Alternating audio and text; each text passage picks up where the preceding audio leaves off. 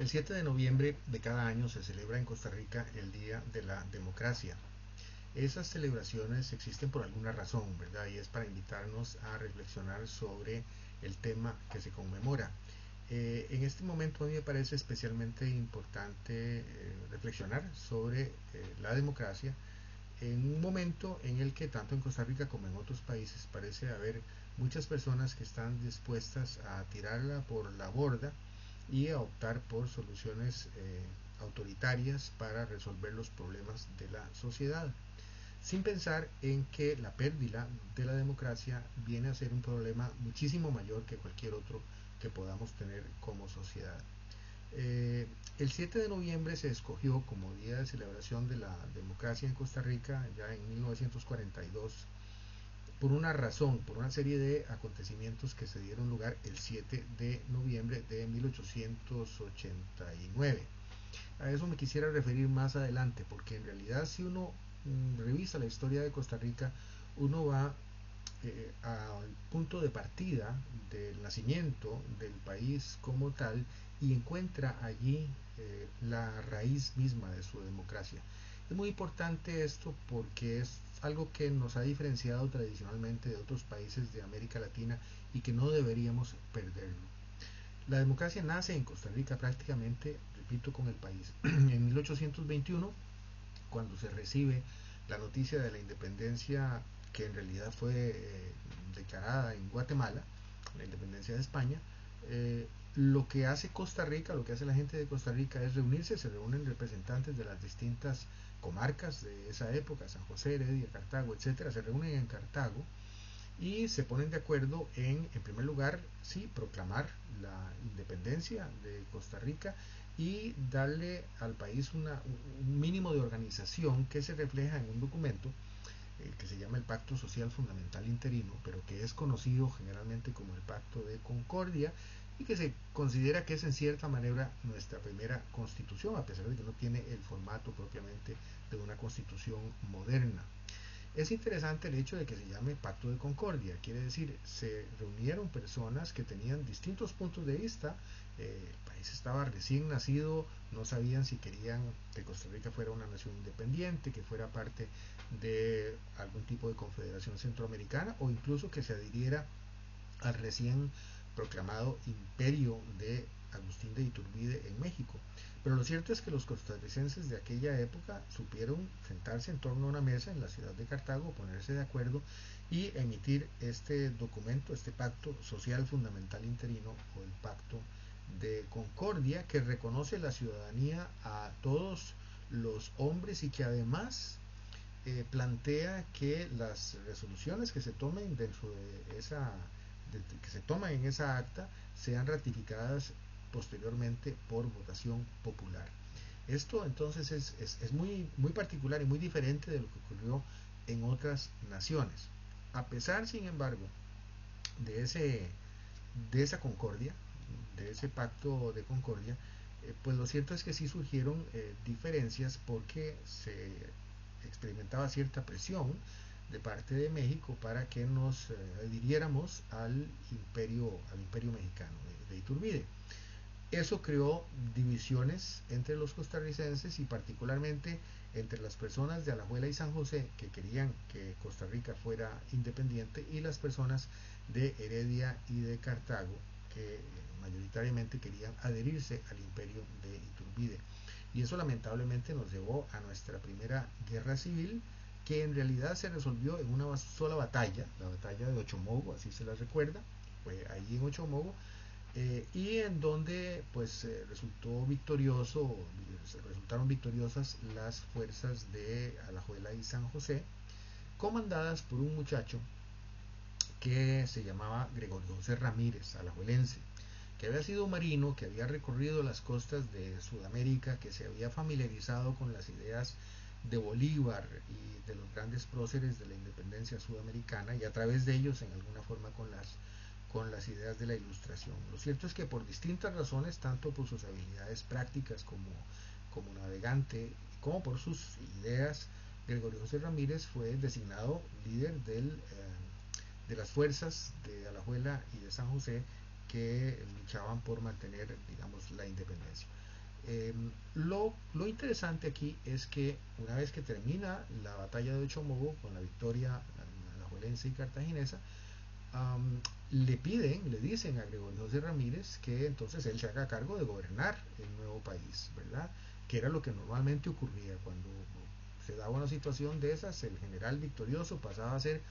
gobernante y en muchos casos dictador. De hecho, le ofrecieron ser dictador. Y Gregorio José Ramírez dijo que no, que él había participado en esa contienda para asegurar la independencia, pero que no era su interés tener poder político y que él se devolvía para su casa como en efecto hizo. Y lamentablemente murió pocos años después en Alajuela. Este acto de desprendimiento del poder político de Gregorio José Ramírez en un momento tan crítico de la historia del país, a mí también me parece que forma parte en cierta manera de nuestro ADN, de nuestro ADN democrático. O sea, es un momento importante en la historia de Costa Rica. Um, Más adelante no siempre hubo, digamos, una democracia pura. Sabemos que hubo a lo largo del siglo XIX periodos pues con alguna conflictividad, y en particular la única que podría llamarse, o que habitualmente se llama dictadura, fue la del general Tomás Guardia de 1870 a 1882. El general Guardia era un excombatiente de la guerra de 1856, tomó el poder por un golpe de Estado y básicamente controló el país durante esos 12 años. Sin embargo, hay otro dato interesante ahí. El general Guardia, que fue el único militar de carrera realmente que gobernó Costa Rica durante todo el siglo XIX, y repito, algo muy diferente de lo que se presentaba o se daba en otros lugares, especialmente de Latinoamérica, el general Guardia fue quien abolió la pena de muerte. Eh, él había, digamos, impulsado, participado en la Constitución de 1871, que fue reformada después en el 82, el último año, digamos, de su, entre comillas, dictadura. Y en ese momento, en esa reforma a la Constitución de 1882, se dice que a instancias de su esposa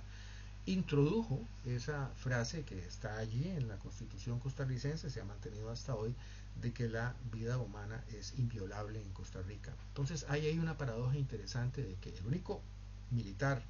el único general que nos gobernó en todo el siglo XIX, eh,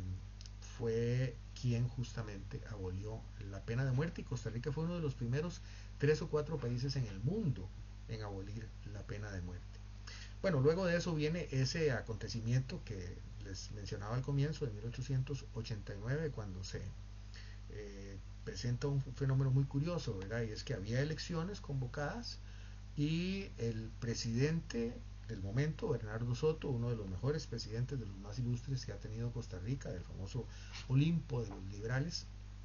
decide que se retira de la presidencia para dejar como en el sillón presidencial a su primer designado, que era Ascensión Esquivel, que era candidato presidencial. Esto era una manera prácticamente de heredarle la presidencia a Ascensión Esquivel y no respetar el resultado de las elecciones que iban a darse. Entonces, eso pues es una mancha, lamentablemente, en la trayectoria de un distinguido estadista como fue Bernardo Soto. Pero entonces lo que ocurrió es que la oposición, ¿verdad? Los partidarios del otro candidato, el candidato de oposición, que era José Joaquín Rodríguez, se organizaron bajo el liderazgo de Rafael Iglesias, yerno de José Joaquín Rodríguez, que luego iba a ser también presidente. Rafael Iglesias logró reunir a mucha gente de San José y de los pueblos y las poblaciones aledañas, y se hizo una gran manifestación popular ese día, justamente 7 de noviembre de 1889, para impedirle a Bernardo Soto que le entregara la presidencia a Ascensión Esquivel, y obligarlo entonces y llevar adelante todo el proceso electoral y a aceptar su resultado, con lo cual efectivamente fue electo presidente de Costa Rica José Joaquín Rodríguez. Ese momento se dice que fue el momento en que se consolidó la democracia en Costa Rica, porque el pueblo, por lo menos los participantes en esa gran manifestación, la tomó en sus manos, ¿verdad? Dijo, no nos arrebaten, no nos quiten el ejercicio del sufragio para definir la democracia. De ahí en adelante, la democracia costarricense ha sido bastante sólida, con un par de situaciones especiales o de un paréntesis entre 1917 y 1919 en la dictadura de los Tinoco, y luego por supuesto con los acontecimientos que se dieron en 1948 cuando a raíz de un fraude electoral o pues de una situación en la cual el gobierno no quería entregarle el poder al presidente electo, se produjo pues la revolución liderada por José Figueres Ferrer, que condujo a una cantidad enorme de cambios institucionales, porque Figueres, una vez que gana la revolución, pues no le entrega el poder de inmediato a Otilio Ulate, que era el presidente electo, sino que se queda gobernando con una junta de gobierno que hace muchos cambios. Uno de ellos, también importantísimo dentro de toda esta historia cívica de Costa Rica, fue justamente la abolición del ejército. El 1 de diciembre de 1948, Figueres hace una ceremonia en la cual proclama la abolición del ejército, que luego se incorporaría en la Constitución de 1949. De nuevo,